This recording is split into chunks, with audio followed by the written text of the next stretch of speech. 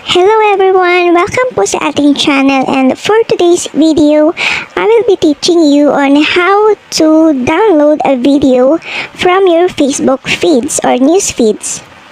So, medyo mabilis lang tong ating tutorial guys. So, I hope you can follow this very simple and basic tutorial. Okay, so without further ado, let's get it on! Of course, kailangan natin i-open ang ating Facebook app. And here, naghanap na rin ako ng video na gusto kong i-save sa aking gallery. Ayan.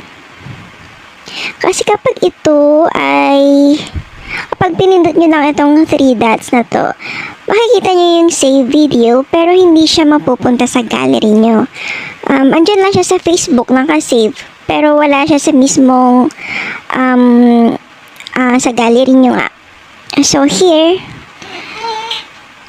para ma-download nyo yan at ma-save siya sa inyong phone, pindutin nyo lang itong mismong video na to, itong mismong nag-upload. Ayan, and then copy nyo lang yung link. Copy the link.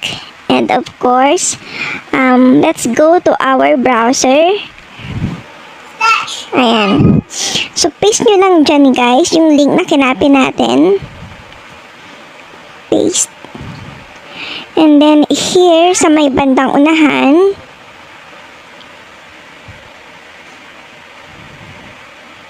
dito guys. Ayan. After niyang letter M, magta-type tayo dyan ng word na basic. As in basic. Literal na basic lang itong tutorial natin. Ayan. And then, of course, pindutin natin yung search. And here you go. Ayan.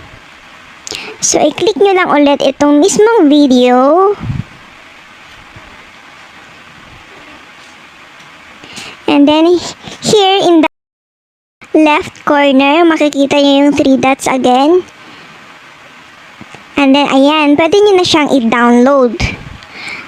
So, kapag na-download nyo na siya, syempre, andyan na siya sa inyong gallery. Nasa phone nyo na siya mismo, guys. Okay, so para patunayan natin, let's go to our gallery.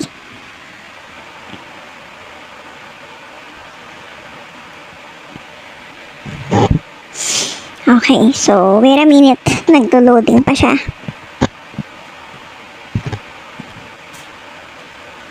Ito tayo sa aking album. So, ayan. Kita nyo guys, na-save ko na siya sa aking gallery. Ayan.